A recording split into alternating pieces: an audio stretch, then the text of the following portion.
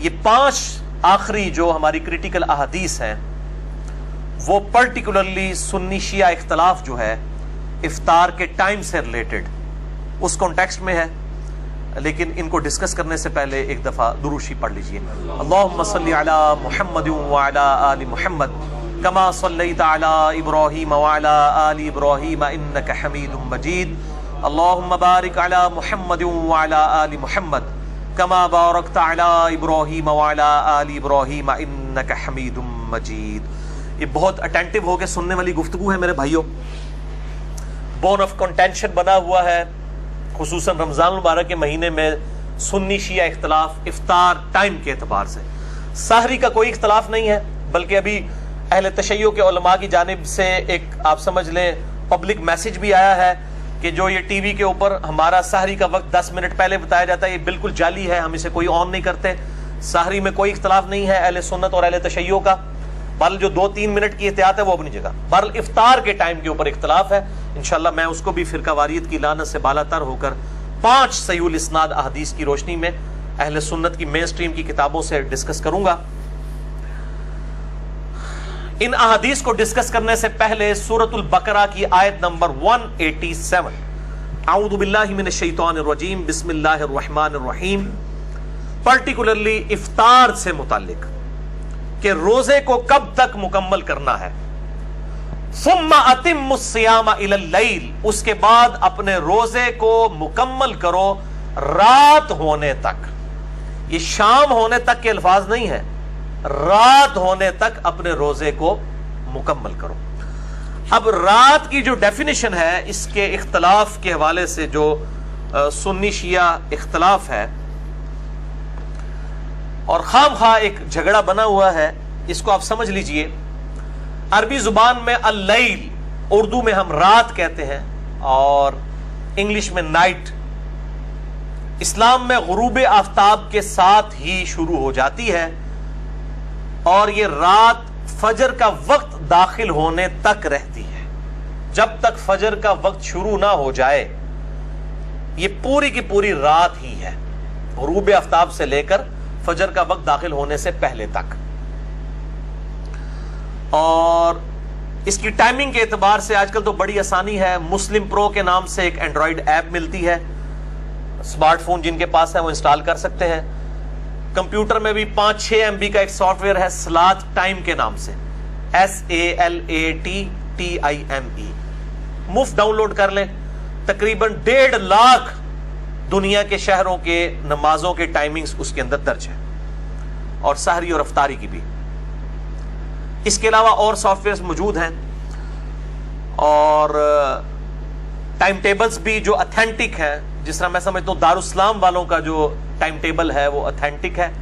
اہل حدیث مکتبہ فکر میں دارالاسلام والے، اکثر اہل حدیث کے جو ٹائم ٹیبلز ہیں وہ 3-3 4-4 منٹ غلط ہیں۔ میں صرف دارالاسلام کو آن کر رہا ہوں چونکہ وہ سافٹ ویئرز کو فالو بھی کرتے ہیں۔ اسی طریقے سے آج کل مسجد میں الیکٹرانک گھڑیاں آئی ہوئی ہیں، ان کے سافٹ ویئرز بھی بڑے بہترین ہیں اور وہ اس کیلکولیشن کے مطابق ہیں جو لیٹیچیوڈ لانگیچیوڈ یعنی طول بلد اور عرض بلد کے ذریعے کیلکولیشن کی جاتی ہے میتھمیٹیکلی، یعنی یہ پورا فارمولے کے ساتھ ٹیوب لائٹ کے وہ 18 ڈگری کا اینگل سیٹ کر کے یہ ساری کیلکولیشن ہو جاتی ہے، اور اس کے سافٹ ویئرز بھی بنے ہوئے ہیں اور اسی کی بنیاد پہ یہ مسلم پرو اینڈرائیڈ ایپ اور باقی سافٹ ویئرز بنے ہوئے ہیں۔ اور دارالاسلام والوں کا نقشہ جو ہے وہ لے سکتے ہیں یا اینڈرائیڈ ایپ بھی انسٹال کر لیں، سلاٹ ٹائم سافٹ ویئر بھی انسٹال کیا جا سکتا ہے۔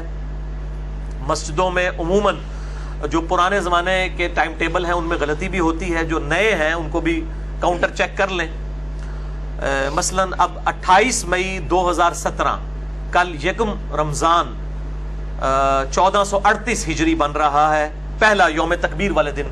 یوم تکبیر یعنی میرے لیے تو ویسے بھی ایک عقیدت کا دن ہے اس اعتبار سے کہ میں نے سنت کے مطابق نماز بھی یوم تکبیر والے دن ہی 28 مئی 2008 کو شروع کی تھی، اور اس سے 10 سال پہلے چلے جائیں 28 مئی 1998 کو پاکستان نے اٹامک بلاسٹ کیے تھے، یوم تکبیر ڈکلیئر کیا گیا اسے پبلک سے اوپینین لینے کے بعد۔ تو کل یوم تکبیر 28 مئی 2017 کو 1 رمضان 1438 ہجری کا پہلا روزہ ہے۔ تو اسلام آباد میں سحری کا وقت ہے 3:20, تو جہلم میں 3 منٹ آپ مائنس کر لیں، 3:17. اور اسلام آباد میں افطار کا وقت ہے کل 7:10. تو جہلم میں آپ 3 منٹ مائنس کر لیں. یہ دارالاسلام کی میں آپ کو ٹائمنگ بتا رہا ہوں. اور گھڑی سٹینڈرڈ ٹائم ہونی چاہیے. یہ نہیں ہے کہ گھڑی آپ کی جو ہے وہ 3 منٹ آ گیا تو آپ پھر 3 منٹ پہلے ہی روزہ کھول رہے ہوں گے تو روزہ تو نہیں ہوگا. گھڑی سٹینڈرڈ ٹائم ہونا ضروری ہے. اور یہ اکثر اذانیں لوگ کہتے ہیں اذان شروع ہوگی جی ہوں نہیں رکنا چاہیے. اذان غلط بھی ہوندی ہوئے پھر مؤذن کی گھڑی سٹینڈرڈ ٹائم نہ ہو یا اس کا ٹائم ٹیبل غلط ہو تو میں بار بار یہ کہہ رہا ہوں اذانوں کا اعتبار نہ کریں، چاہے وہ کس مسجد سے بھی اذان ہو رہی ہے، بریلوی، دیوبندی، اہل حدیث یا اہل تشیع. گھڑی کا اعتبار ہو وہ بھی سٹینڈرڈ ٹائم. اور مؤذن حضرات کو بھی ایجوکیٹ کیا جائے کہ وہ اذان اس وقت دیں جب واقعی ٹائم ہو جائے، پہلے یا لیٹ نہ دیں. اب وہ کیا کرتے ہیں فجر کے وقت تو شاید وہ پہلے ہی دے لیتے ہیں اور افطار کے وقت 5-6 کھجوریں کھا کے دے رہے ہوتے ہیں، اور بعض اوقات پہلے دیتے ہیں جلدی جلدی، بعد میں انہوں نے افطاری کرنی ہوتی ہے. تو یہ گھڑیوں کا اعتبار ہوگا، ٹائم ٹیبل کا اعتبار ہوگا، مؤذن کی اذان کا کوئی اعتبار نہیں ہے. بالکل سیدھی سی بات ہے. اور بعض اوقات تو غلطی سے بھی ایسا ہو جاتا ہے. میں نے مطلب خود اپنے جہلم شہر میں یہ چیز آبزرو کی ہے کہ کالے بادل چھا گئے تو اذان مغرب کی شروع ہو گئی ہے، اور بعد میں بادل چھٹ گئے تو سورج نکل آیا. یعنی گھڑی کو نہیں لوگ دیکھ رہے. اور یہ کوئی آج کا مسئلہ نہیں، پہلے بھی ہو چکا ہے. اب تو اس طرح کی غلطی یہ بلنڈر ہے اگر کوئی کرتا ہے، ہونی نہیں چاہیے. گھڑی کی برکت سے یہ اللہ تعالیٰ نے اتنا فزیکل فینومینا آف نیچر جو انسان نے ڈیولپ کر لیا ہے اس کو ہارمونی کے تحت، تو گھڑی کو فالو کرنا چاہیے. اور اس کانٹیکسٹ میں صحیح بخاری میں ایک حدیث ہے 1959. سیدہ اسما بنت ابی بکر کہتی ہیں، سیدہ عائشہ کی بہن، کہ نبی صلی اللہ علیہ وسلم کے مبارک زمانے میں ایک دفعہ بادل آ جانے کی وجہ سے ہم نے بھی وقت سے پہلے افطار کر لیا. ہم یہ سمجھے کہ غروب آفتاب ہو چکا ہے. بادل آئے ہوئے تھے مغرب میں، کالے بادل، تو کیسے پتا چلے گا؟ گھڑی بھی نہیں ہے تو اندازے سے ہی ہوگا نا. یہ تو بعد کے بزرگ ہیں جو کہتے ہیں ہمیں علم غیب ہے، پتہ لگ جاتا ہے، اینڈ تک کے 10 دن. نبی صلی اللہ علیہ وسلم کے زمانے میں صحابہ کرام نے روزہ بھی کھول لیا. علم غیب صحابی کو علم غیب نہیں، بعد کے بزرگوں کو ہوتا ہے. یہ جعلی جو انہوں نے ایک مسئلہ کھڑا کیا ہوا ہے. تو وہ اسما بنت ابی بکر کہتی ہیں ہم نے روزہ کھول لیا، بعد میں سورج نکل آیا. علم غیب جو نہیں تھا ان کے پاس، بیچاروں کے پاس ہوتا تو ان کو پتہ چل جاتا. اور نبی صلی اللہ علیہ وآلہ وسلم کے بارے میں بھی جو علم الغیب کا ہمارا عقیدہ ہے وہ اللہ کے بتانے پر موقوف ہے، اور جب اللہ بتائے گا. ہر وقت ہر چیز کا معاملہ نہیں ہے. میرا مسئلہ علم غیب 6A اور 6B ریکارڈڈ موجود ہے. بہرحال اسماء بنت ابی بکر کہتی ہیں کہ بادلوں کی وجہ سے ہم نے افطار کر لیا، سورج نکل آیا. اور پھر وہ راوی پوچھتے ہیں سیدہ عائشہ کے جو یہ بھانجے ہیں سیدنا عروہ، عبداللہ ابن زبیر کے جو ہیں وہ بھائی عروہ ابن زبیر، ان کا یہ بیٹا ہے حشام جو اسماء بنت ابی بکر سے بیان کر رہا ہے. ان سے پوچھا جاتا ہے کہ یہ بتائیے کہ جب وہ روزہ کھول لیا تھا وقت سے پہلے تو پھر کیا اس روزے کی قضا کروائی گئی تھی کہ غلطی نہ کھول لے خیر ہے؟ تو انہوں نے کہا قضا کے علاوہ تو کوئی چارہ ہی نہیں تھا، قضا تو کروائی گئی تھی. تو آج بھی اگر مؤذن غلط اذان دے وقت سے پہلے تو مؤذن کے اوپر نہیں جائیں گے آپ. اگر اس نے غلط روزہ کھلوا دیا چاہے 1 منٹ پہلے بھی، آپ کو روزے کی قضا دینی ہوگی. بہرحال کفارہ نہیں ہوگا، صرف قضا ایک روزے کے بدلے ایک روزہ رکھنا ہوگا. اس لیے گھڑی سٹینڈرڈ ٹائم کریں، گھڑی کو فالو کریں. اچھا، غروب آفتاب کے حوالے سے بھی رات کا یقین کرنے کے لیے گھڑی ہی سب سے بیسٹ ذریعہ ہے. یہ بات حقیقت ہے کہ جب 8 سے 1000 سال پہلے یا اس سے بھی پہلے آپ چلے جائیں، جب لوگوں کے پاس گھڑیاں نہیں تھیں تو لوگ رات کو انشور کرنے کے لیے آسمان پہ تاریکی کا انتظار کیا کرتے تھے کہ تھوڑا سا اندھیرا چھا جائے، ڈیفینیٹلی کنفرم ہو جائے کہ سورج غروب ہو چکا ہے. اور وہی مسئلہ اہل تشیع کے ہاں بھی چلتا آ رہا ہے. اب جب کہ گھڑیاں ڈیولپ ہو چکی ہیں، ٹائمنگ لیٹ لانگ کے ذریعے کیلکولیٹ ہو جاتی ہیں، اب اس مسئلے کو اس طریقے سے نہیں دیکھنا چاہیے بلکہ اس میں تھوڑی سی ٹالرنس لانی چاہیے. چنانچہ اسی ضمن میں 5 صحیح الاسناد احادیث میں ایک انٹلیکچوئل ترتیب سے، یہ الل ٹپ نہیں ہے، رینڈم نہیں ہے، ایک میں نے بڑی اس کو حسن ترتیب کے ساتھ جمع کیا ہے. پہلی حدیث کریٹیکل ہے، صحیح بخاری میں 1956، صحیح مسلم میں 2560 اور مشکات میں بھی موجود ہے 1985.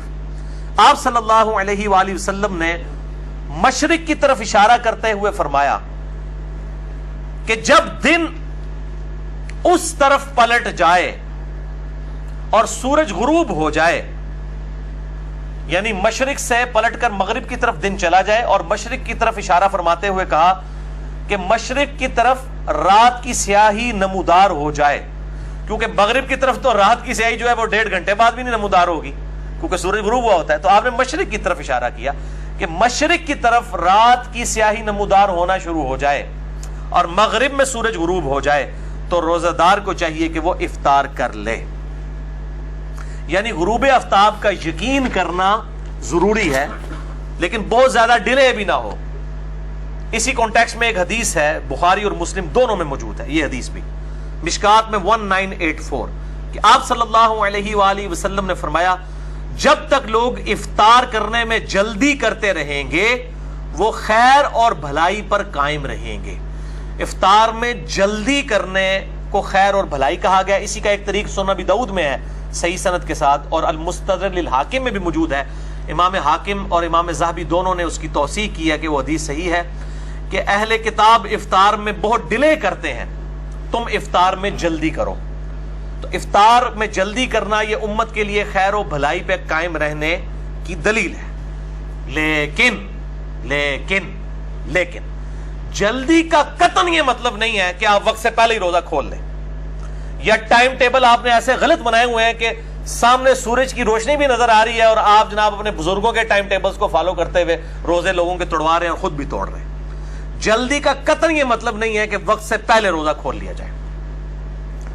جلدی سے مراد یہ ہے کہ اتنا روزہ ڈیلے نہ کریں کہ آسمان پہ تارے نظر آ جائیں، اور آسمان پہ تارے کو 3-4 منٹ کے بعد نظر نہیں آتے ہیں، کم از کم 25 سے 30 منٹ کے بعد تارے واضح نظر آنا شروع ہوتے ہیں. ویسے تو تارے غروب آفتاب سے پہلے بھی نظر آ جاتے ہیں، ان تاروں کی بات نہیں ہو رہی. کوئی کہے نہیں جی تارے ساڑھے آ جاتے نظر، وہ تارے سے پائی غروب آفتاب تو پہلے بھی نظر آ رہے ہوتے ہیں. کچھ تارے ایسے ڈومینیٹ ہوتے ہیں جو غروب آفتاب سے پہلے بھی آسمان پہ ٹمٹمانا شروع کر دیتے ہیں. یعنی جب رات کی سیاہی میں تارے جو نظر آئیں اتنا ڈیلے، یعنی 25-30 منٹ ڈیلے کر دینا، اس چیز کی ممانعت ہے. اور یہ یہود و نصارہ کا طریقہ ہے. جو اہل تشیع والا معاملہ ہے 8 سے 10 منٹ والا، وہ اس کیٹیگری میں فال نہیں کرتا. اور یہ میں اپنی طرف سے بات نہیں کر رہا بلکہ اس کانٹیکسٹ میں ایک حدیث ہے. وہ حدیث اہل سنت کی مین سٹریم کی کم از کم 3 کتابوں میں موجود ہے. نمبر 1 صحیح ابن حبان میں انٹرنیشنل نمبر کے مطابق 3510 ہے، 3510 3510. شعیب آرنوت رحمہ اللہ تعالی، پچھلے سال ان کی ڈیتھ ہوئی، انہوں نے اس حدیث کی توثیق کی ہے کہ یہ صحیح حدیث ہے.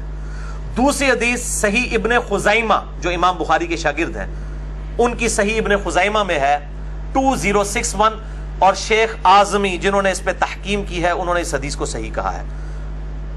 دوسرا، یہ 2 ریفرنس ہو گئے. تیسرا ریفرنس اسی حدیث کا المستدرک للحاکم میں ہے 1584. امام حاکم اور امام ذہبی دونوں نے بخاری اور مسلم کی شرط پہ اس حدیث کو صحیح کہا ہے. یہ 3 حوالے ہو گئے ہیں، صحیح ابن حبان، صحیح ابن خزیمہ، المستدرک للحاکم، اور چوتھا حوالہ بھی حق 4 یار پورا کر لو، امام البانی صحیح الترغیب والترہیب میں تحقیم کرتے ہوئے شیخ البانی رحمہ اللہ تعالی نے اس کتاب میں 1074 نمبر حدیث صحیح الترغیب والترہیب، الترغیب والترہیب امام منذری کی کتاب ہے، یعنی نیک اعمال کی ترغیب دلانا اور برے اعمال سے ڈرانا، یہ ٹاپک تھا. یہ پرائمری کتاب نہیں، یہ مشکات کی طرح سیکنڈری کتاب ہے، یہ اوریجنل کتابوں سے لی گئی ہے.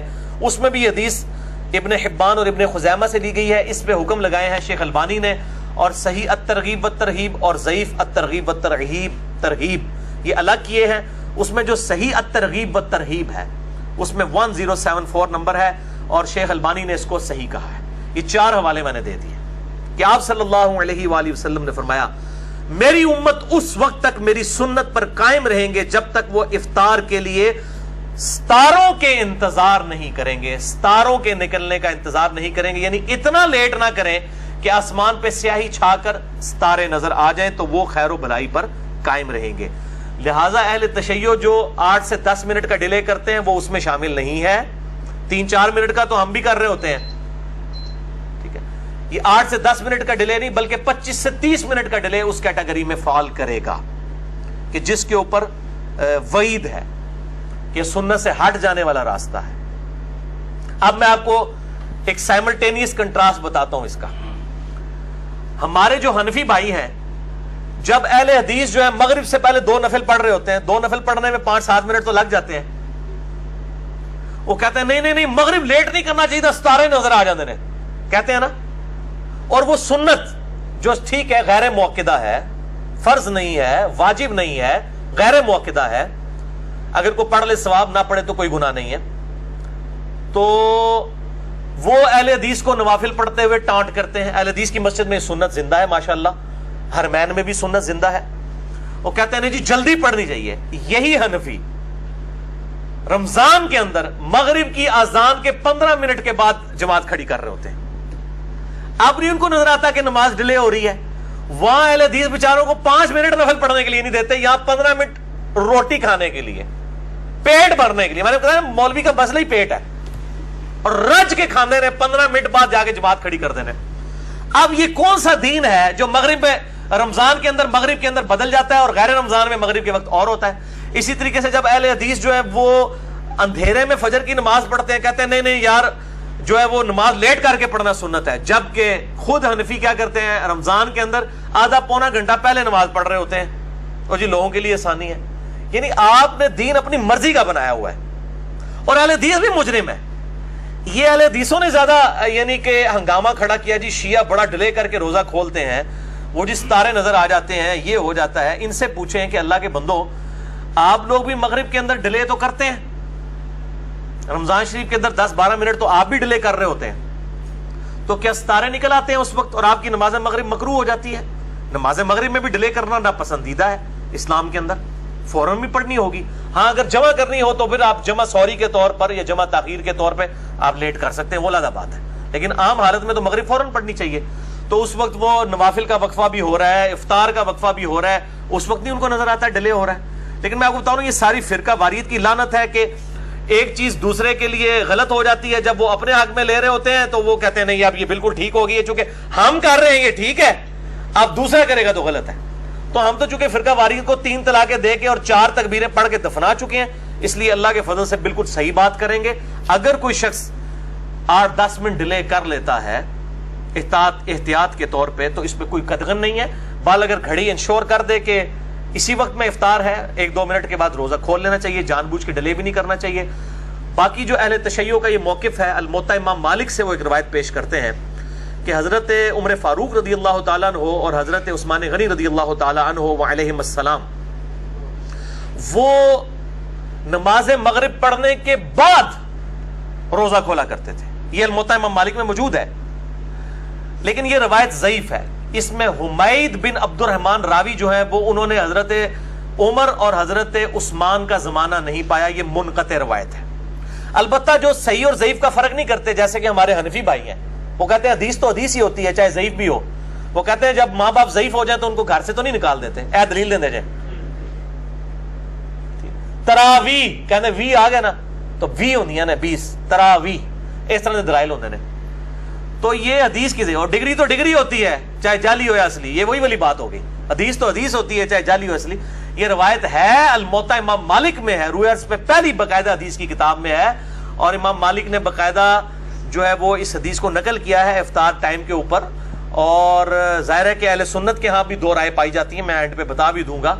تو وہ حضرت عثمان اور حضرت عمر نماز مغرب کے بعد روزہ کھولا کرتے تھے. بہرحال اگر اس روایت کو کوئی صحیح بھی مانتا ہے تو اگر نماز مغرب کے بعد بھی کوئی روزہ کھول لے تو کوئی اس میں حرج نہیں ہے. ضروری نہیں ہے کہ آپ نے روزہ پانی پی کے اور کھجور کھا کے ہی کھولنا ہے. اگر کسی نے ذہنی طور پہ سمجھ لیا کہ اب غروب آفتاب ہو گیا اور وہ گاڑی میں سفر کر رہا تھا, کہیں پہ رک بھی نہیں سکتا, پبلک ٹرانسپورٹ ہے, کوئی چیز بھی اویلیبل نہیں ہے, تو بعد میں روزہ کھول لے, کوئی گناہ گار نہیں ہے. وہ اپنے